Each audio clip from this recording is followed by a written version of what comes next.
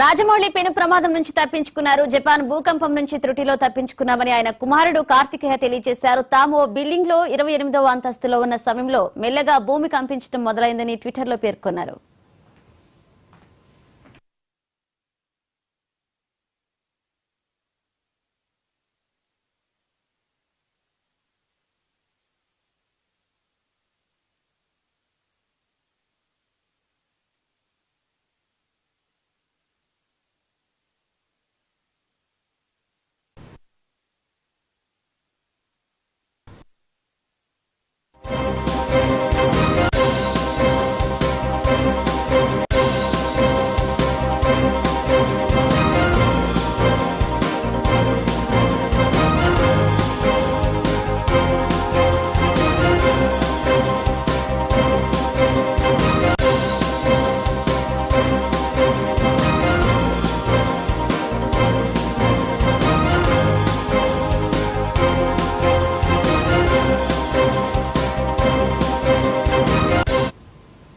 రాజమౌళి పెను ప్రమాదం నుంచి తప్పించుకున్నారు. జపాన్ భూకంపం నుంచి త్రుటిలో తప్పించుకున్నామని ఆయన కుమారుడు కార్తికేయ తెలియజేశారు. తాము బిల్డింగ్ 28వ అంతస్తులో ఉన్న సమయంలో మెల్లగా భూమి కంపించడం మొదలైందని ట్విట్టర్లో పేర్కొన్నారు.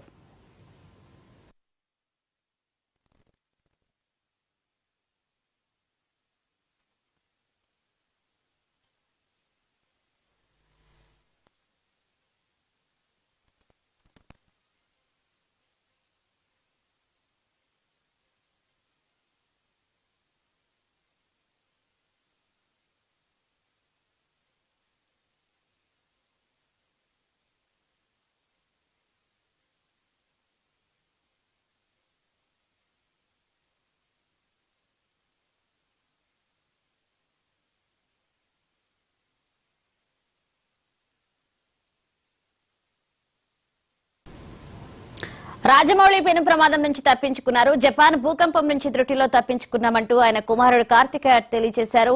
ఇదే అంశానికి సంబంధించి మరిన్ని అప్డేట్స్ మా ఫిలిం ప్రతినిధి ఓంప్రకాష్ గారు అందిస్తారు. ఓంప్రకాష్ గారు, సహజంగా మనీషా మనకు తెలుస్తుంది, జపాన్ అనేది రెగ్యులర్ గా భూకంపాలు జరిగేటువంటి ఒక దేశం. అది అక్కడ ఉన్న వాళ్ళకి భూకంపాలు ఇవనేది చాలా సర్వసాధారణమైనటువంటి విషయం. వాళ్ళు పెద్దగా ఆందోళన కూడా చెందరు.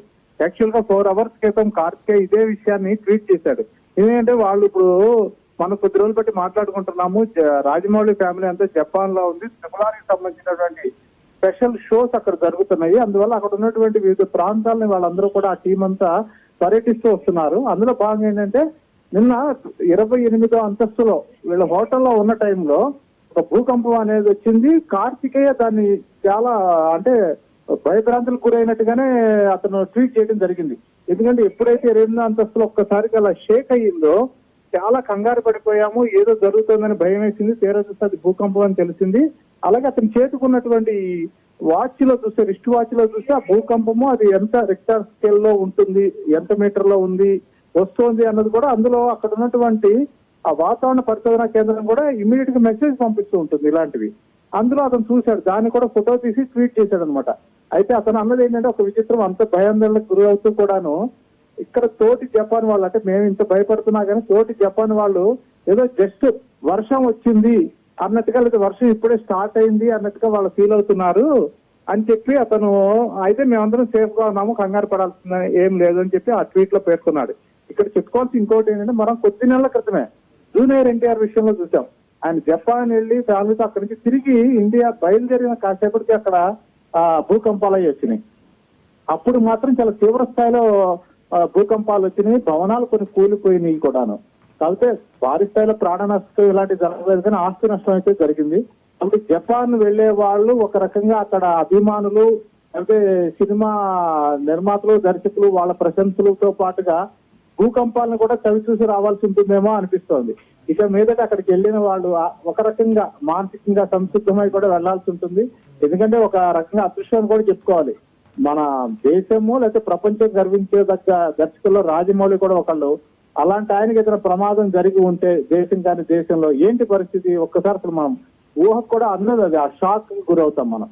అలాంటిది అంతా మంచిగా జరిగింది, చక్కగా ఆ ప్రమాదం పెద్దగా స్థాయిలో లేదు. జస్ట్ ఒక ఎక్స్పీరియన్స్ మాత్రం ఆయనకైనా ఆయన కుటుంబానికైనా కలిగిందని చెప్పుకోవచ్చు మనీషా.